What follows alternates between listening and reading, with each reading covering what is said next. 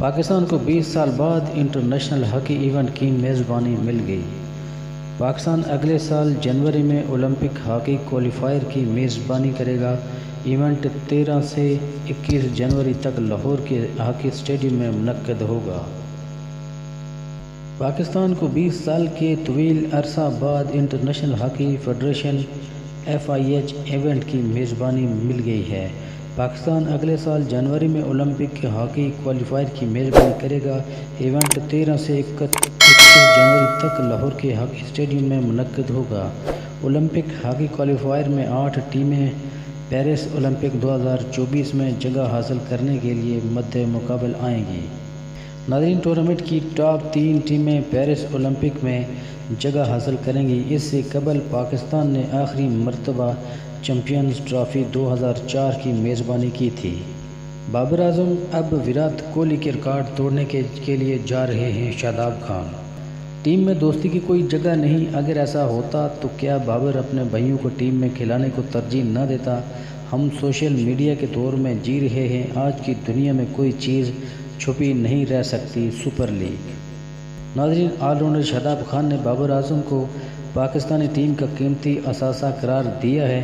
ایک مقامی news channel کو دیے گئے ایک حالیہ انٹرویو میں انہوں نے پاکستانی کپتان کا وراٹ کوہلی سے موازنہ بھی کیا اور کہا کہ پاکستانی قائد اب کوہلی کے ریکارڈ کو پیچھے چھوڑنے جا رہے ہیں۔ شاداب خان کا کہنا تھا کہ بابر نے پاکستان کے لیے شاندار پرفارمنس پیش کی ہے، خاص طور پر جس طرح سے وہ ون ڈے فارمیٹ میں کھیلتے ہیں، جو ان کے لیے موضوع بھی ہے۔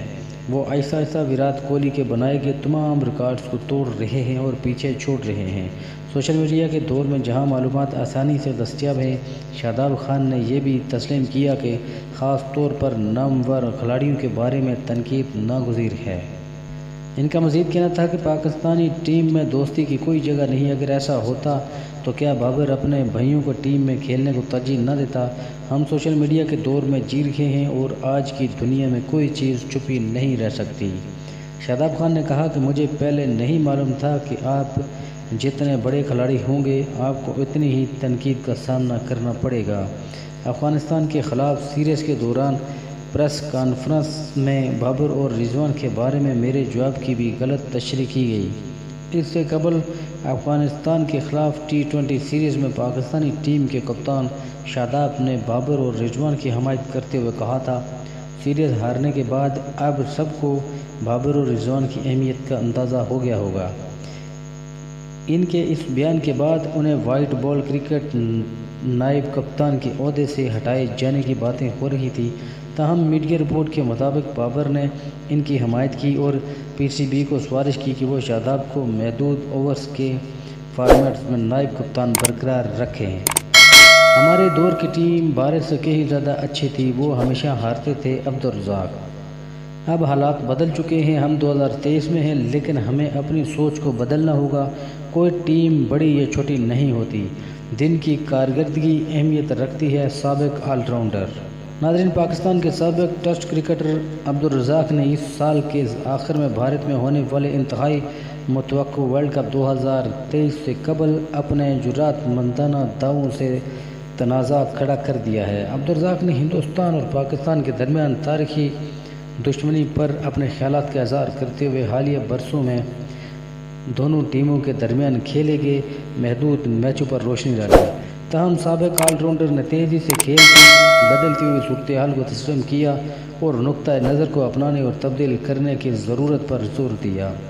انہوں نے مزید کہا کہ ہم باہمی احترام اور دوستی کا اشتراک کرتے ہیں۔ صرف ہندوستانی ٹیم ہے جو پاکستان کے خلاف نہیں کھیلتی۔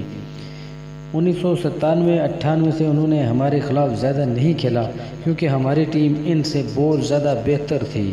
ہندوستان ہمیشہ ہارتا تھا۔ ناظرین، انہوں نے مزید کہا کہ اب حالات بدل چکے ہیں، ہم 2023 میں ہیں، لیکن ہمیں اپنی سوچ کو بدلنا ہوگا۔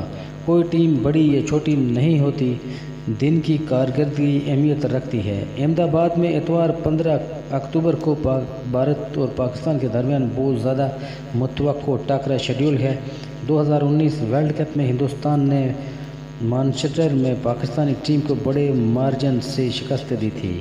گروپ مرحلے کا آخری میچ 12 نومبر کو پاکستان اور انگلینڈ کے درمیان کولکتہ میں ہوگا۔ ناظرین اسی کے ساتھ اگر آپ چینل پر نئے ہیں تو چینل کو سبسکرائب کرنا نہ بھولیں، ساتھ ہی لگے بیل آئیکن کو دبا دیں تاکہ ہر ہماری نئی انفارمیٹیو ویڈیو آپ تک بر وقت پہنچ سکے۔ اپنا بہت سارا خیال رکھیے گا، ملتے ہیں نیکسٹ ویڈیو کے ساتھ، اللہ نگہبان۔